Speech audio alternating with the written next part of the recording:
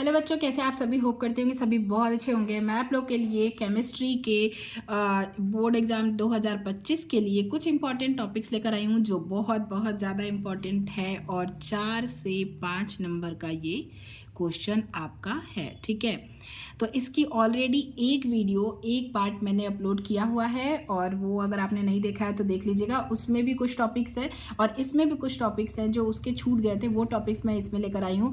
ये सारे टॉपिक आपको कहीं मतलब बिल्कुल कैसे भी करके रेडी करना ही है अगर आपको अच्छे मार्क्स लाने हैं और आपके पास गिनती के दिन बचे हुए हैं। इन दिनों में आप बस कम से कम थोड़ा थोड़ा ओवरव्यू सब पढ़ लीजिएगा ताकि इसमें से कुछ भी आए तो आप आराम से बना सके।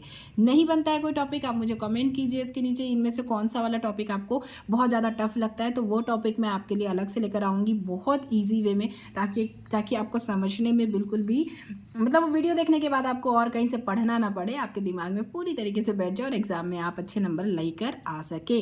चलिए शुरू करते हैं। सबसे पहला टॉपिक हमारा क्या है? विद्युत रासायनिक सेल। क्या विद्युत रासायनिक सेल क्या होता है?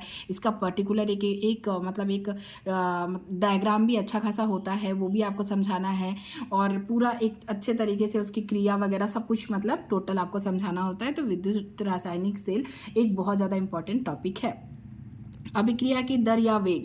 अभिक्रिया की दर क्या होती है ये भी पूछता है, कई बार पूछता है। या फिर अभिक्रिया की वेग क्या होती है ये भी पूछता है।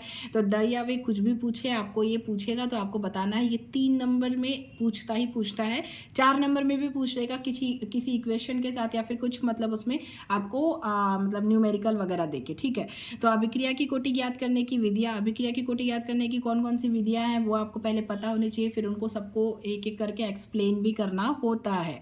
तब आपको ये पूरा 5 मार्क्स का या 4 मार्क्स का क्वेश्चन मतलब इसमें 4 मार्क्स मिलेंगे। अर्ध आयुकाल। अगर आप लोग को नहीं पता कि अगर आपने मान लीजिए इनमें से कुछ टॉपिक ऐसा हुआ जो आपका छूट गया और आपने नहीं पढ़ा, तो अगर फिर भी वो आ गया तो आप कैसे लिखेंगे, अगर ये भी आपको जानना है तो भी आप मुझे कमेंट कीजिएगा पर्टिकुलर ऐसा ही लिख कर, तो मैं आपको उसके लिए भी वीडियो बना के बताऊंगी कि कैसे अगर आपको नहीं पता है तो आप लिख सकते हैं। ठीक है, नेक्स्ट हमारा है अर्ध आयुकाल। ठीक है, क्या ये भी आपका बहुत ज़्यादा इंपॉर्टेंट टॉपिक है। एक फिर उसके बाद लिगेंड, ये तो ऑलरेडी मैंने समझाया हुआ है, अच्छे खासे व्यूज़ है, अगर आपने नहीं देखा है तो आप देख सकते हैं, बहुत इजी वे में समझाया हुआ है। तो ये वीडियो ऑलरेडी अपलोडेड है मेरे चैनल पे, क्लास 12 का एक जो प्लेलिस्ट है उसमें होगा। 6 नंबर है हमारा वुड्स अभिक्रिया। ये भी मैंने ऑलरेडी समझाया हुआ है, नहीं समझे हैं अगर आपने, नहीं आपको समझ में आता है, आप वीडियो जरूर देखिएगा, आपको बिल्कुल समझ में आ जाएगा, बहुत इजी वे में है। और नेक्स्ट हमारा है क्लोरोबेंजीन। तो ये भी कैसे बनता है, बहुत ईजी है। इसमें भी कुछ बहुत ज़्यादा खास नहीं है कि आपको बहुत ज़्यादा परेशान होने की ज़रूरत है। ठीक है, और क्लोरोफॉर्म, ये सब इंपॉर्टेंट है बहुत ज़्यादा, 3-3, 4-4 नंबर, 5-5 नंबर में ये क्वेश्चन पूछ देता है पूरा, मतलब उसकी क्रिया विधि वगैरह वगैरह सब चीज़ों के साथ कैसे बनता है, किसके साथ क्रिया कराएंगे, क्या कराएंगे, तो ये सारा चीज़ आपको इसमें कुछ इंक्लूड करके एक पर्टिकुलर एक बढ़िया क्वेश्चन बना के ये दिया जाता है। नेक्स्ट हमारा एथिल अल्कोहल या एथेनॉल। तो ये एथिल अल्कोहल बनाने की प्रयोगशाला विधि भी होती है जो मैंने ऑलरेडी अपलोड की हुई है और उसके कुछ रासायनिक समीकरण जो है उनके साथ ही बताया है। तो अगर आपने नहीं देखा है तो आप देख सकते हैं, उसमें जाके काफ़ी ईजी वे में बताया है। बट उसमें भी अगर आपको समझ में नहीं आता है तो भी आप मुझे कमेंट कर सकते हैं, मैं ट्राई करूँगी कि मैं आपकी हेल्प कर सकूँ। नेक्स्ट उसके बाद हमारा है फिनॉल। फिनॉल का वर्गीकरण कि फिनॉल कैसे बनता है, फिर मतलब फिनॉल बनाने की अभिक्रिया या जो भी आपको इसमें जो भी क्वेश्चन पूछ सकता है, कुछ भी आपको पूरा टॉपिक तैयार करना है कि उसमें से उससे रिलेटेड कोई भी क्वेश्चन आए तो आप इजीली बता सके। फिनॉल का वर्गीकरण भी एक इम्पॉर्टेंट टॉपिक है, अगर आपको ये भी पूछता है तो भी आपको पूरा बताना पड़ेगा।